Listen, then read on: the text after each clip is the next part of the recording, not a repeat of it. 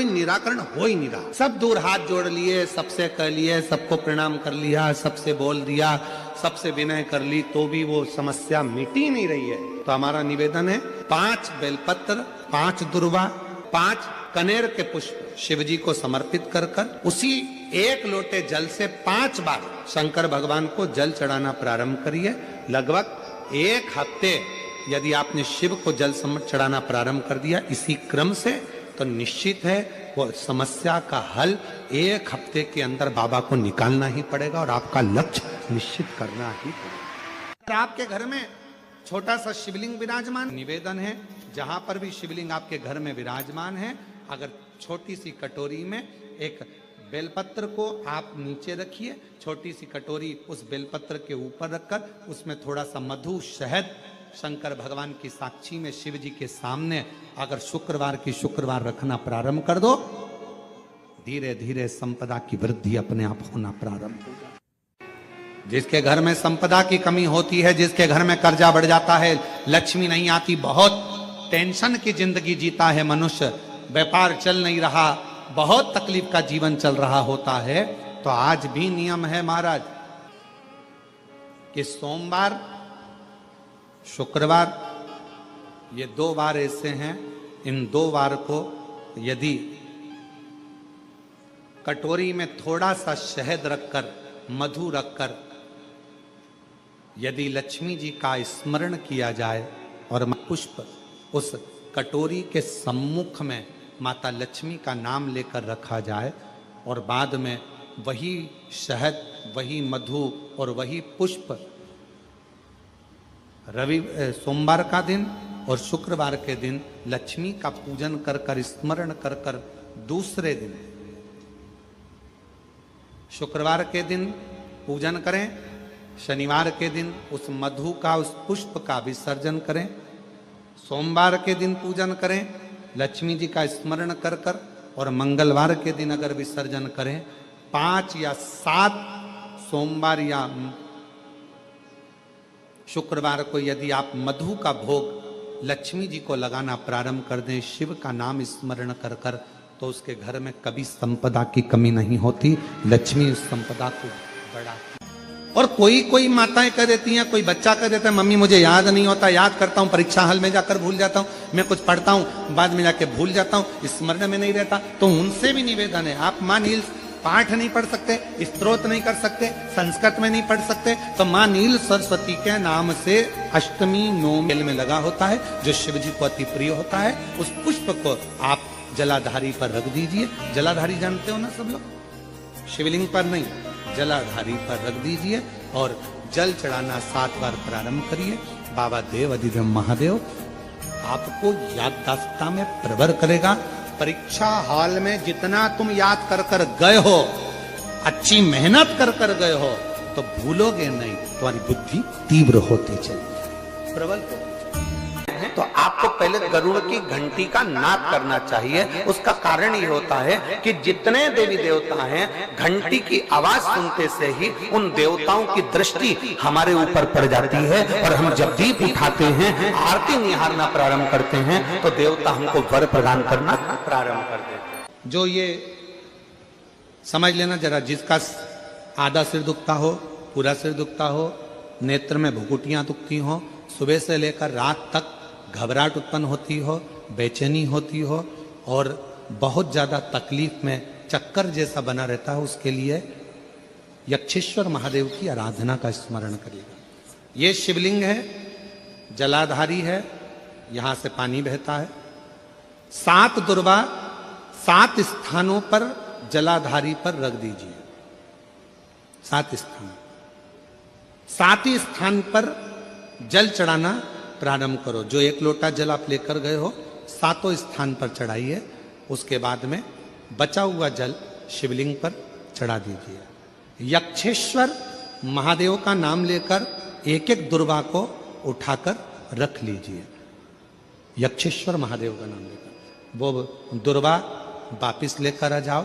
7 दिन तक सुबह सुबह बिना कुछ खाए उस 1-1 दुर्वा को यक्षेश्वर महादेव का नाम लेकर चबा चबा कर खाना प्रारंभ करो। 7 दिन तो जाने दो, 2 दिन के अंदर ही जिसका भी सुबह से लेकर रात तक सिर में दर्द रहता है वो धीरे धीरे धीरे धीरे बंद होना प्रारंभ हो जाएगा और शरीर में जो भी तकलीफें हैं वो रोग धीरे धीरे समाप्त होगा। यक्षेश्वर महादेव। कोई आपका कोई एग्जाम आप देने के लिए बैठ रहे हैं, कोई विशेष परीक्षा है आपकी और आप चाहते हो कि मुझे इसमें पास होना चाहिए, आप चाहते हो कि इस परीक्षा में मैं पास हो जाऊं और बहुत जरूरी है मेरा पास होना, मैं बहुत बार दे चुका। नाम लेकर उत्तर की ओर मुख कर कर गन्ने का रस, शुगर का रस, गन्ने का रस, एक का रस लेकर दोनों हाथों में कलश में भरकर नाम और गोत्र आपका बोलकर मन की कामना कर कर, जैसे कांवड़ शिव जी को चढ़ाते हैं दोनों हाथ से, उसी तरह वो गन्ने का रस से शंकर जी का अभिषेक त्रिपुरा सुंदरी के भाव से कर दीजिए महाराज। ऐसा कोई एग्जाम नहीं होगा जिसमें आप पास नहीं हो सकते, निकल ही जाओ, निकल ही जाओ। त्रिपुरा सुंदरी माता का स्मरण, मात्र स्मरण सुख का देना। जिसका विवेक कमजोर हो, बुद्धि कमजोर, शमी का जो पत्ता होता है, ध्यान से सुनिएगा, रोज आप अगर शमी के पत्ते को नहीं चढ़ा सकते, महीने में 1 बार या 2 बार शमी का पत्ता शंकर के ऊपर अवश्य समर्पित करना चाहिए। क्यों? शरीर में अगर कोई बड़ी बीमारी आने वाली होती है तो बाबा उस विष को समाप्त कर देते हैं, मात्र शमी का पत्ता समर्पित कर देते हैं। भले महीने में 2 बार चढ़ाओ, हफ्ते में 1 बार चढ़ाओ, तुम्हारा मन पड़े तो हफ्ते में 2 बार चढ़ाओ। ज्यादा बीमारी है, शमी का पत्ता एक शिवजी के शिवलिंग पर और एक पत्ता जहां से पानी बहकर नीचे गिरता है ना, जलाधारी में से शिवजी पे जल चढ़ाया, जैसे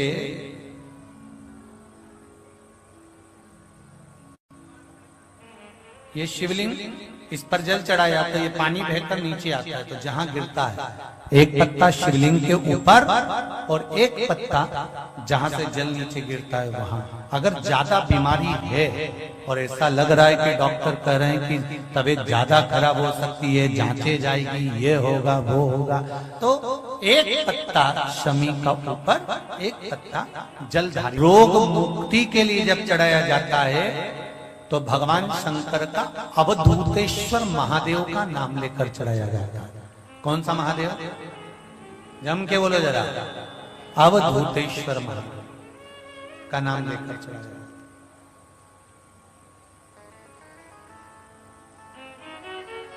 एक बात आपको कही थी अभी पिछले कथाओं में, गाय के दूध का घी बनाकर उसकी 1 उंगली घी की अशोक सुंदरी वाली जगह पर लगाकर, जो व्यापार नहीं चलता हो, दुकान नहीं चलती हो, अशोक सुंदरी वाली जगह पर घृत लगाकर घर के दरवाजे पर या व्यापार के द्वार पर उस उंगली को लगा देना चाहिए। घृत पर होना गाय के घी का, गौमाता। शमी का वृक्ष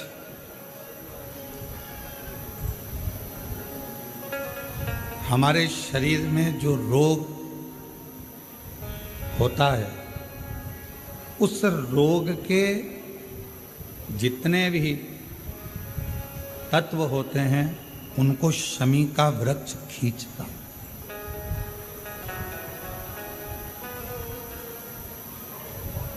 कल एक बहन ने प्रश्न किया कि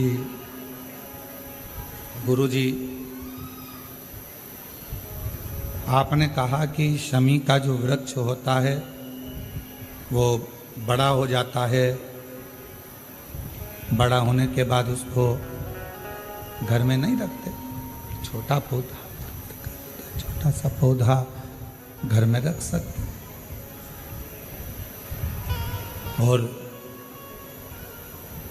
वो छोटा सा जो पौधा है उसको तो हम घर में रख सकते हैं, पर वृक्ष शमी का वृक्ष जितना बड़ा होता चले जाता है तो उसको घर से अपन रखते नहीं, उसको फिर कहीं बगीचे में या कहीं एकांत में या जहाँ उसकी जरूरत है वहाँ उसको लगा दिया जाए। गणेश पुराण में एक बात आती है,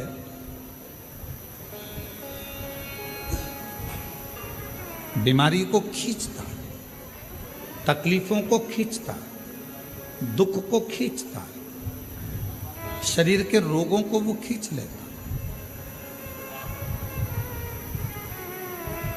तो शिव महापुराण की कथा में और गणेश पुराण की कथा से एक बात सीखने को मिलती है कि पौधा छोटा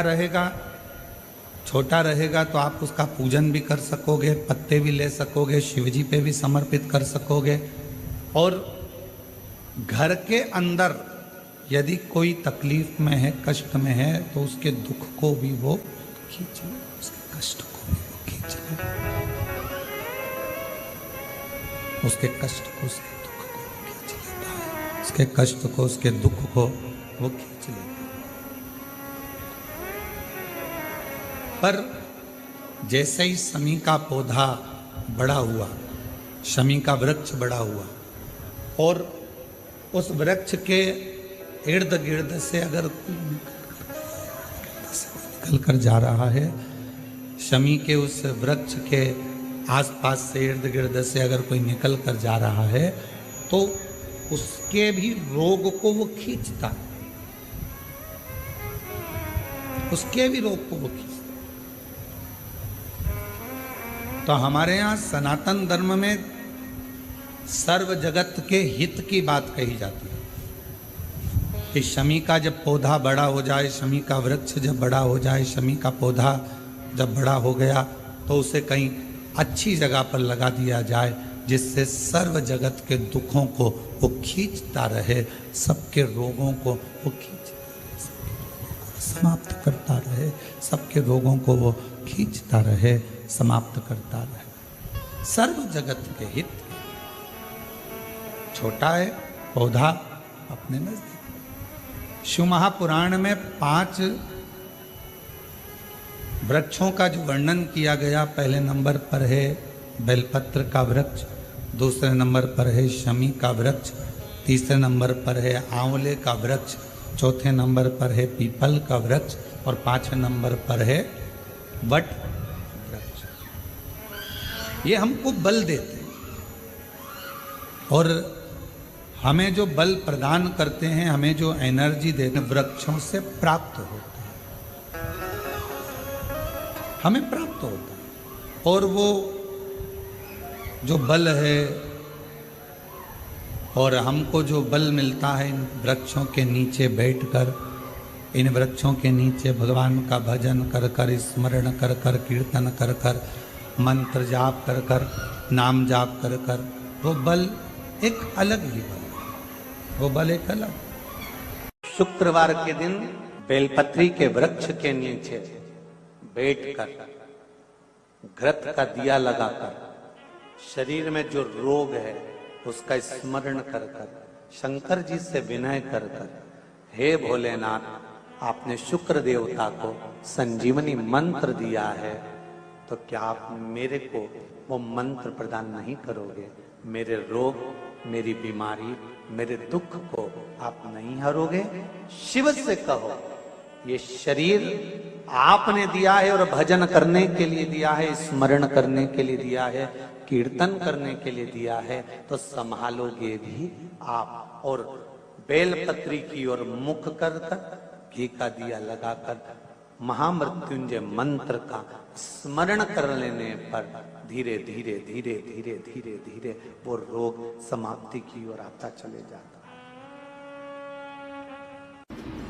और शुक्रवार के दिन माता लक्ष्मी के लिए अग्नि में आहुति दीजिए। महाराज, शाम के समय पर सूर्यास्त के पहले शिव महापुराण की कथा कहती है, अग्नि पुराण कहती है, नर्मदा पुराण कहती है, लिंग पुराण कहती है कि बेलपत्री के वृक्ष के नीचे, नीचे तो नीचे वो भी जाने दो, यहां तक वर्णन किया शिव महापुराण में तो कि बेलपत्री का जो फल होता है ना, बेल फल जो होता है, कहते हैं अगर किसी व्यक्ति के यहाँ लक्ष्मी की कमी होती है, संपदा की कमी होती है, जिसके यहाँ पैसा नहीं आता, धन नहीं आता, तो बेल का जो फल होता है, बेलपत्री का जो फल होता है, उस फल के गूदे को,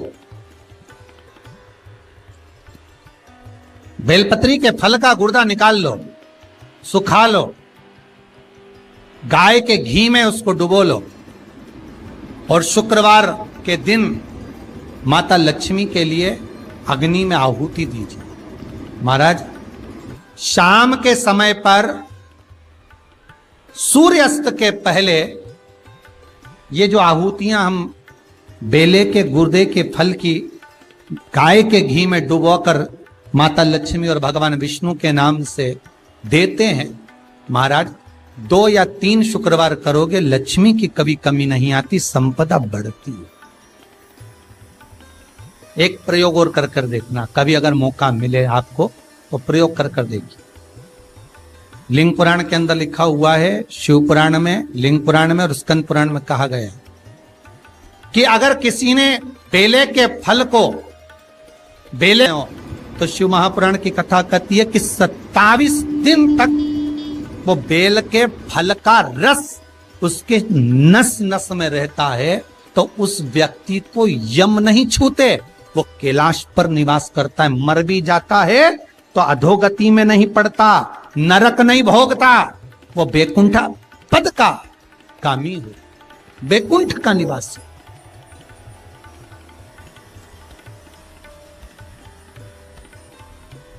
बैकुंठ का निवास।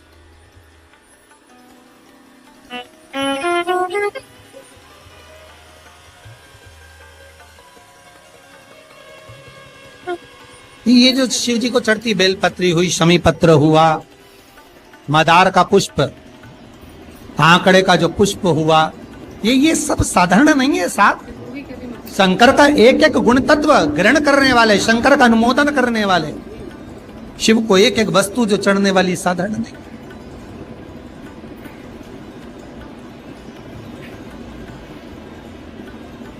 महाराज, हम तो आपसे निवेदन पहले भी करे, आज फिर करते।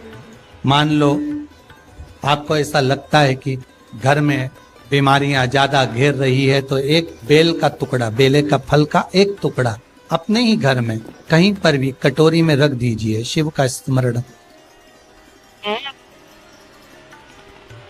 सुख प्रदान करेगा। अगर थोड़ा बहुत रोग आ भी गया निकल जाएगा, और बड़ी बीमारी में कोई फंस नहीं पाएगा, ज्यादा जनहानि नहीं हो, तकलीफ नहीं भोग पाए। शिव को प्रिय।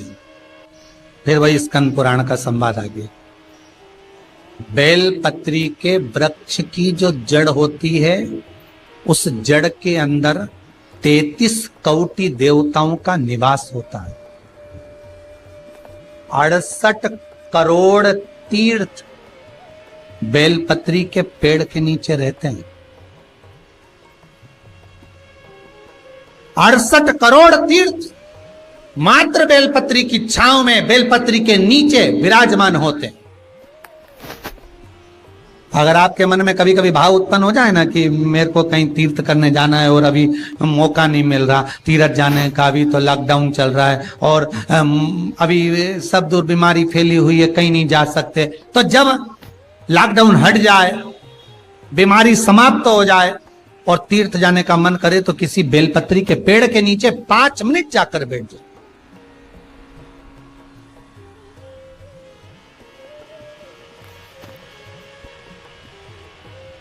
और जप लो, श्री शिवाय नमस्तुभ्यम।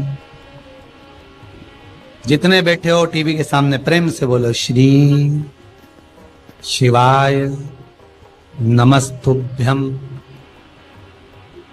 जितने टीवी के सामने बैठे, एक बार फिर से बोलो, श्री, साथ में बोलो, आगे आगे नहीं, श्री शिवाय नमस्तुभ्यम। जब जब तुम्हारा मन करे मुझे चारों धाम जाना है, जब तुम्हारा मन करे कि मुझे काशी जाना है, जब तुम्हारा मन करे मुझे उज्जैनी जाना है, जब तुम्हारा मन करे कि मुझे ओमकारेश्वर, मुझे सोमनाथ जाना है, भीमा शंकर, बैद्यनाथ, मल्लिकार्जुन जाना है, केदारेश्वर जाना है, बस नागेश्वर जाना है, थोड़ी देर के लिए बेलपत्री के पेड़ के नीचे जाकर भी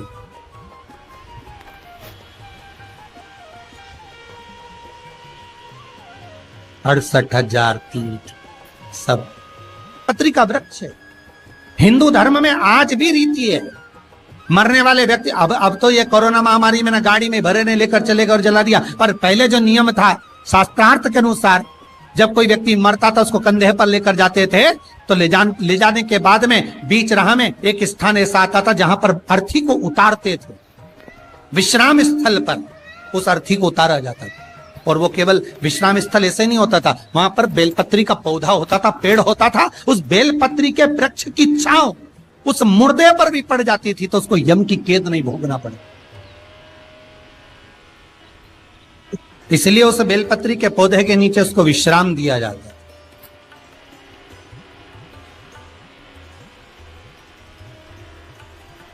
बेलपत्री के पौधे के नीचे उसको विश्रामता दी जाती। शिव कह रहे हैं, देवराज तेरे प्राण छूटे, मना नहीं है तेरे प्राण छूटे, पर तेरे प्राण जहां छूटे वो बेलपत्री का वृक्ष था।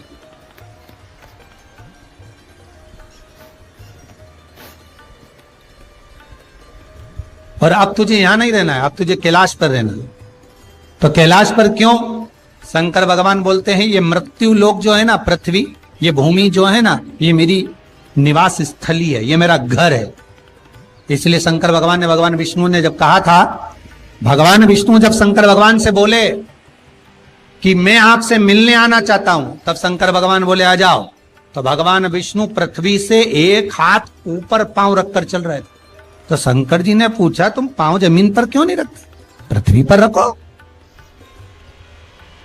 शिव जी मैं पांव पृथ्वी पर नहीं रख, क्यों? नहीं नहीं नहीं नहीं, मैं पांव पृथ्वी पर नहीं रख सकता। आखिर क्यों? शंकर भगवान से भगवान विष्णु कहते हैं पूरी पृथ्वी पर छोटे छोटे कंकर नजर आते हैं, हर कंकर में मुझे शंकर नजर आते हैं। जब कंकर में शंकर दिखेगा तो मैं पृथ्वी पर पांव कैसे रख सकता हूं? शिव जी बोले, भाई नारायण भगवान विष्णु से बोले, है नारायण अगर आप इतनी दूरी बनाकर रखेंगे तो फिर हमारे करीब में कौन आएगा? हम चाहते हैं कि आप हमसे मिलकर रहें, हम आपसे एक क्षण की दूरी सहन नहीं कर सकते। आप हमसे चिपक जाएं, लपट जाएं, आप हमसे रम जाएं, हम आप में रम जाएं।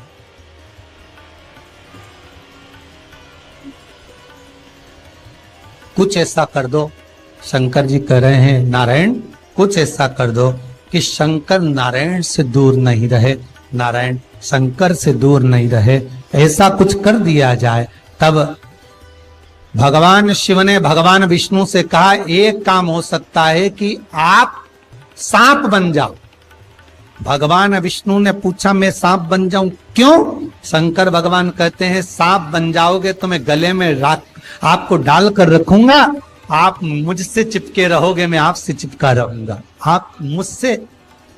सांप बन गए, सांप बने भगवान शंकर ने, भगवान विष्णु जब सर्प बने और सर्प बनकर भगवान शंकर ने अपने गले में भगवान विष्णु को धारण कर लिया। आज भी शंकर भगवान के गले में जो सांप पड़ा हुआ है वो सांप केवल सर्प नहीं है, वो भगवान विष्णु का ही एक अवतार।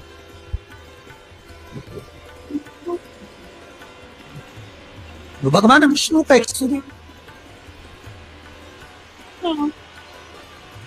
शंकर भगवान के पूरे शरीर पर 6 सांप हैं।